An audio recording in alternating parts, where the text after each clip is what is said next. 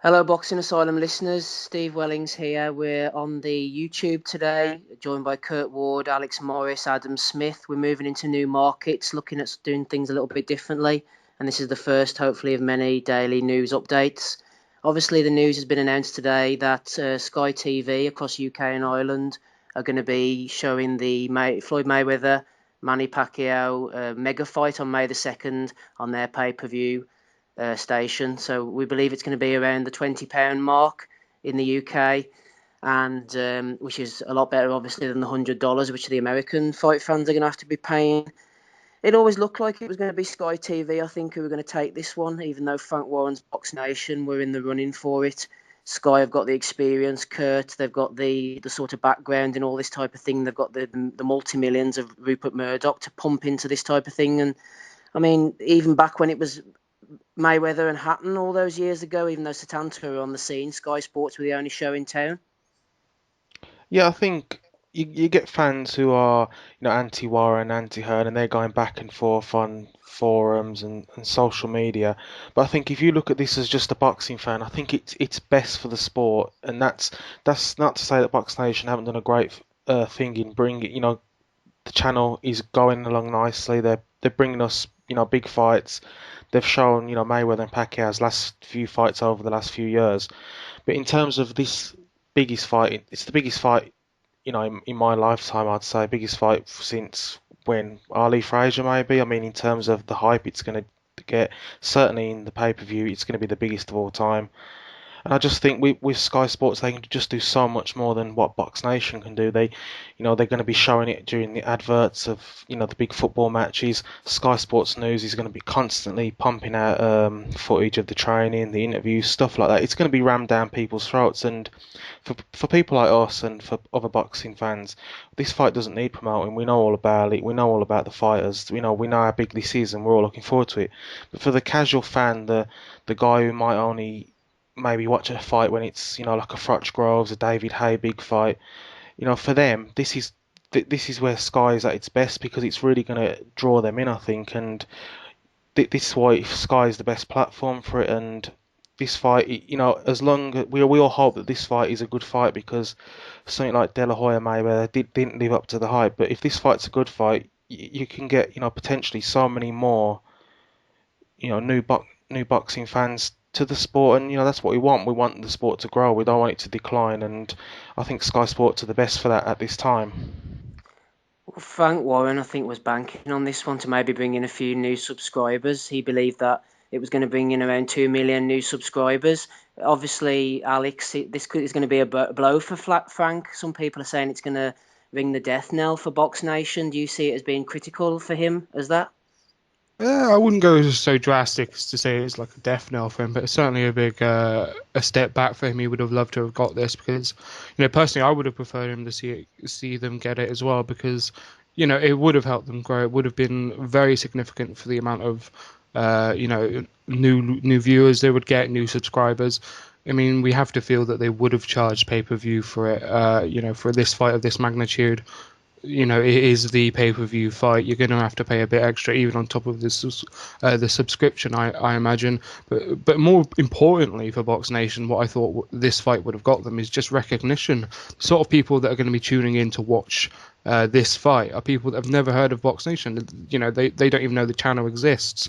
It's at the back of the back catalogue of Sky's TV guide sort of thing, and they don't even know it's theirs. So for them to get this sort of recognition would have been almost as worth it as just the money they might have secured from just securing the fight and Selleck. But I agree that I'm not surprised first of all that Sky got it. I mean they've got the most money. They do excel in selling the big fights. It's just unfortunate and it seems just very out of place and almost greedy of them because when was the last time they showed a Floyd fight? When was the last time they showed a Pacquiao fight? And the answer to that is when they both fought Mosley. And that was, 5 years ago, 4 years ago for the pair of them. And it's just a bit embarrassing, really. And I think a lot of people are upset with the fact that we're going to be having to deal with Jim Watt and Nick Halling. That's probably the most significant blow as part of this deal. But yeah, Sky have done all right with it, I suppose. And no one can really complain about the pay-per-view tag. Yeah, Sky's commitment to international boxing has definitely waned over recent years. I remember they used to have it on a Sunday morning, didn't they, around sort of 10 or 11 o'clock in the morning with Spencer Oliver, and they were to international boxing back then. I know they've sort of moved back into the market recently, but I mean, it was that card over the weekend, which was reasonable, but it wasn't the sort of strong high world class standard that we've been used to them over the years on a regular basis. You're our regular resident bets guy, Adam. You said that Sky were always in the running to be showing this as far as the bookmakers were concerned.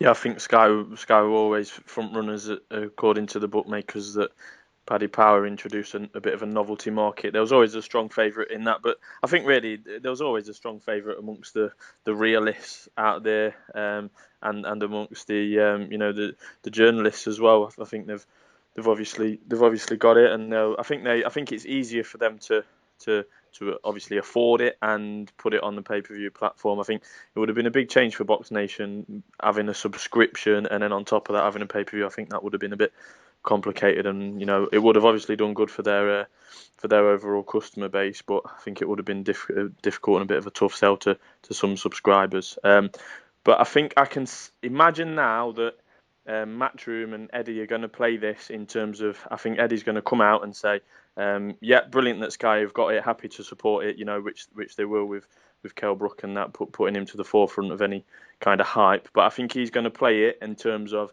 he's going to say, yeah, brilliant, but it's nothing to do with Matchroom, it doesn't affect Matchroom's contract, blah, blah, blah. And I still wouldn't rule out, I think it's May the 30th, they've got a pretty big card coming up. I still wouldn't rule out that being pay-per-view.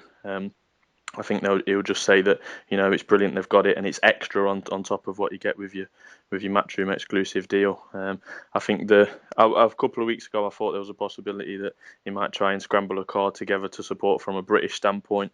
It's not far away now, so that looks unlikely.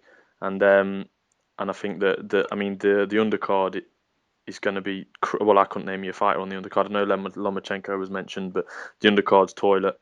And the only comparison I can think of, I know a lot's changed since then, is De La Hoya and Mayweather was a huge fight at the time. And I think we need to not get carried away with this fight. I think the social media world as it is now means things can get overhyped, anything in any sport or life.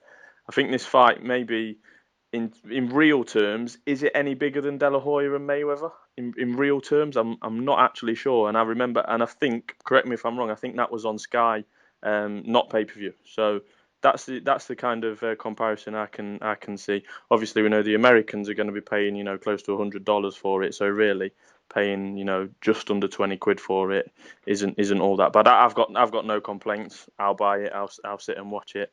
And especially when you consider that the last pay-per-view we had in this country was terrible, horrific. I think that was 16 odd quid, and so for another, £3.5 you're getting the best fight or the biggest fight of the year. Definitely. That's the thing. I mean, for people who are moaning about paying £20, you just say, well, for a measly £4 extra, you're getting the two best fighters in the world, if where they are ranked compared to Nathan Cleverly and Tony Bellew. So I think in that comparison, I think it's fair, and it's what needed. The rights. We were talking off air, the rumoured amount of millions it took to secure the rights. And from a standpoint of Box Nation, they might not be too fussed about missing out because they would have, looked at their finances, offered what they believed was a reasonable price, what they could, manage and would get them, back some money and also let them grow and, look so they could look to do future events. But they didn't want to be, paying over the odds just to skew this one big fight because that's all their budget gone. They haven't got the budget of Sky Sports, and for them, as long as they can keep securing fights like Matisse Provodnikov, Garcia Peterson, fights like that, and trying to increase the domestic fights, the big domestic fights that Eddie Hearn has put on, if they can start doing them, that'll keep their numbers, going because they're not really going for a casual base. They need casuals to, really get their subscribers up, but it's basically for hardcore fans, and it's hard to get past that on Box Nation. I think, Alex, whenever people were speculating on who was going to get the contract, it seemed like it was a straight shootout between Sky Sports and Box Nation. I know a few people were throwing BT Sport into the ring, but I mean, it would have been a real left field move for them to get a fight of this magnitude, considering that all they've pretty shown up to this date is like sort of Box Nation replays and stuff, and then that Total Combat thing, which might be an innovative new idea, but I mean, it's completely the opposite end of the spectrum, isn't it, when it comes to world-class boxing, if you're putting it into the same sort of context as Mayweather Pacquiao. Yeah, I As always mean, going to be a shootout between Sky and Box Nation. yeah, I mean, no one really, I don't think, gave BT Sport any real consideration in the running or any chance. I mean, people throughout ITV and Channel 5 and BBC as well, but they weren't going to pay the multi-millions required, and obviously they don't have a pay-per-view format to really benefit and recuperate any money they would have spent on that. So it was always going to be Box Nation and Sky, and as Adam said, Sky were just way out in front for the betting odds. Obviously, they were going to win it. And on another point of why, you know, I would have preferred Box Nation to win this is because you know that any profits they would have made from this would be reinvested back into boxing, obviously back into improving boxing. But with Sky, you know, with this news of, you know, the English Premier League deal and all the money they've been spending on that, you know, astronomical sums that they've been spending on that, you just know that any money that they make from this fight, a very small percent of it is going back into the boxing programming. Mm-hmm. So, if there's anything else to add, Kurt, before we wrap up?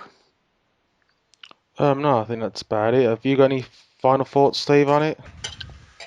Well, not really. Like I said at the beginning, I think I always expected Sky to get this fight. It's obviously going to break all sorts of records. We know that Mayweather's pulled in the fans before when it came to the Cotto fight and the Canelo Alvarez and then the De La Hoya fight, but I think this is just an unprecedented event, and we know that they're going to be making around the sort of $75 million mark on the gate receipts alone, and then they're looking to push in around $300 or $400 million, depending on what reports you read from the abroad rights, even discounting the HBO and Showtime thing. So it's just going to be a huge event and a huge night. And you never know, if the scoring's controversial, they might even get a rematch, and then we'll be doing it all over again. But no, I'm not surprised that Sky got it. I'm pleased, and that's all I've got to say, really, guys. So unless anybody's sorry, got Steve. anything else to add, yep, go Yeah, ahead.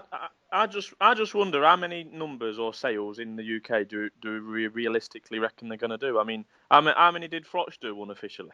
Froch Groves.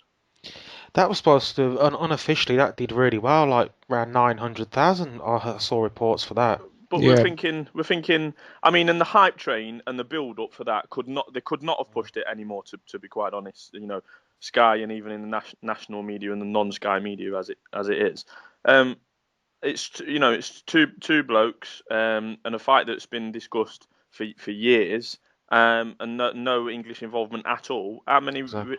at 5, 6 in the morning with no undercard, practically no undercard? What sales can they realistically do? Honestly, well, I don't know. well, Hatton and Mayweather did about 1.2 million, didn't it? And that Oh, that really? Okay. that and Hatton Mayweather, I mean, that is incredible to do that at like you said, 5 o'clock in the morning. That is absolutely incredible. But the problem there is Hatton was such, he transcended boxing. Everyone knew Ricky Hatton. Sport, he was like, he went into the football crowd. They all knew him, and these two are different because obviously they're both foreign. And if you remember the Mayweather fight, the build-up was just insane, and maybe that's what they're hoping to do with Sky this time. Like Sky Sports News was constantly pumping out shows.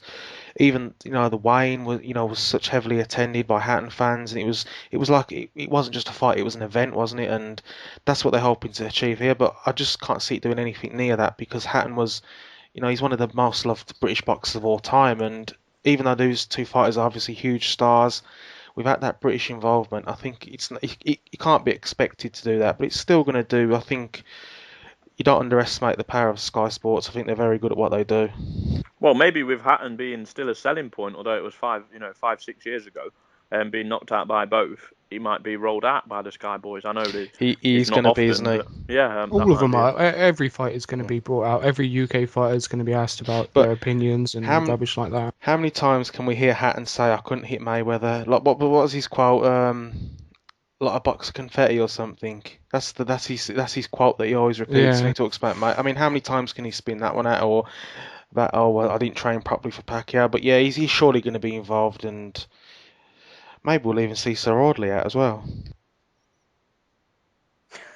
Right, okay. Steve, we'll wrap it up on that point, good mate. way to end that. Wrap That's it a good up. place to leave it. Good. Cheers, guys, for listening. Don't forget to subscribe to the Boxing Asylum YouTube channel and leave a comment below or a like and share it with your friends. And we'll speak to you next time. Thank you.